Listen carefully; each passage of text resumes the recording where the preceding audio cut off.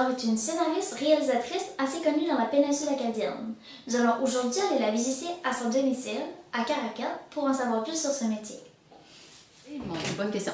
Alors, mon travail, c'est de faire des films. J'hésite à dire un travail parce que c'est un travail, mais parce que je gagne ma vie avec, mais c'est tellement une passion que j'ose pas dire vraiment que c'est un travail. Bref, alors mon travail, ben, c'est d'écrire et de réaliser des films. Il y a deux sortes de réalisations qu'on peut faire. On peut réaliser du documentaire, c'est-à-dire prendre des vrais personnages et faire des films avec. Ou alors écrire, imaginer des personnages, ça veut dire faire de la fiction. Et moi, il se trouve que je fais les deux. Je fais de la fiction et du documentaire. En général, comment une journée de plateau de tournage, ça se déroule? Jamais comme on a prévu. Non, mais c'est vrai. Par exemple, ça dépend, mais quand on fait, par exemple, quand je tournais Bébé, chaque matin, je me levais très très tôt, puis avant que toute l'équipe arrivait, j'arrivais sur le plateau, puis là, je fais ce qu'on appelle un découpage, c'est-à-dire que je lis toutes les séquences avec mon assistant, et puis on décide un peu comment on va faire le reste de la journée, où va aller la caméra, etc. Donc, on planifie tout, parce que tourner dans ces conditions-là, ça coûte très très cher. Mais chaque jour, il arrive quelque chose qui fait que l'horaire vole en morceaux, et puis on n'a jamais assez de temps. Donc, on est toujours pris à essayer de trouver des solutions rapidement, puis en même temps, à faire en sorte que ce qu'on tourne est bon. Donc, c'est vraiment... Quand vous êtes en écriture, en quoi consiste une journée habituelle de travail? Eh bien, c'est une grande solitude. C'est drôle parce que, d'abord, quand j'écris, je me lève très très tôt. Souvent, je me lève à 5h30 du matin. Et puis, je pensais à ça aujourd'hui parce que je savais que vous alliez venir. Puis je me disais, à 9h du matin, quand les gens commencent leur journée, moi, normalement, j'ai déjà au moins 3 heures de travail de fait.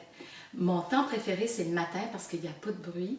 Puis quand le jour se lève, comme en ce moment, c'est le printemps, puis quand le jour se lève, on dirait que là, c'est là où je sens que j'ai le plus de, pas d'imagination, mais d'éveil par rapport au travail. Donc, quand on écrit, c'est dur d'écrire plus que 5 à 6 heures par jour, puis d'être vraiment dans son travail. Donc, quand je suis en écriture, je travaille à peu près jusqu'à 2 heures de l'après-midi. Puis souvent, je coupe tout, je coupe le téléphone, je coupe l'Internet, je suis vraiment comme dans une bulle. Et puis après, le reste de ma journée, je vais faire de la gestion. Parce que aussi, une partie de mon travail, c'est de gérer des finances, des contrats, des choses.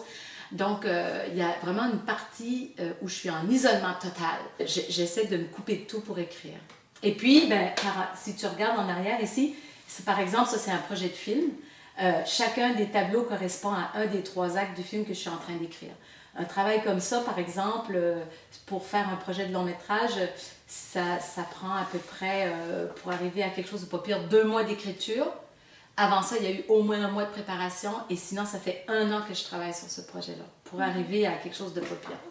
Mais je te dirais que on gagne on travaille très fort, mais on gagne correctement sa vie. Pour te donner une échelle, c'est compliqué. Je te dis, c'est que ça dépend vraiment si on fait du documentaire et de la fiction. Disons que ça peut être de l'ordre de 75 000, entre 75 000 et 150 000. Ça va dépendre si ton année est bonne ou pas. En fait, pour faire un métier comme ça, il faut que tu saches mettre de l'argent de côté et puis savoir que toutes les années ne seront pas bonnes. Alors, il faut que tu puisses t'arranger quand les années sont financièrement moins bonnes pour continuer à pouvoir faire ton métier. On voudrait savoir qu'est-ce que vous aimez le plus et que vous aimez le moins dans votre travail. Ce que j'aime le plus dans mon travail, c'est de ne pas avoir l'impression de travailler. C'est-à-dire que pour moi, il n'y a pas de différence entre mon métier et ma vie. Tout est sujet d'inspiration. Toute ma vie puis mon travail s'est mêlé. Je te dirais que ça, c'est ce que j'aime et c'est ce que j'aime pas. Parce que d'une autre façon, si on ne fait pas attention, on est toujours en train de travailler. Et quand on a une famille, souvent, on n'arrive pas à décrocher et à faire en sorte que son travail ne vienne pas contaminer la famille. Okay. Alors ça, je dirais que c'est un des gros... Que suggérez-vous aux personnes qui veulent faire ce métier-là? de le faire. Je crois que si quelqu'un vraiment a l'appel de faire du cinéma ou quelque chose comme ça, je veux juste dire que c'est possible. Même si c'est pas rassurant des fois, je pense que si on écoute sa voix intérieure, qu'est-ce qu'on a vraiment envie de faire, on finit toujours par arriver à quelque chose. Donc, oui, moi, je conseillerais à n'importe qui de le faire s'il sent vraiment, parce que c'est une passion.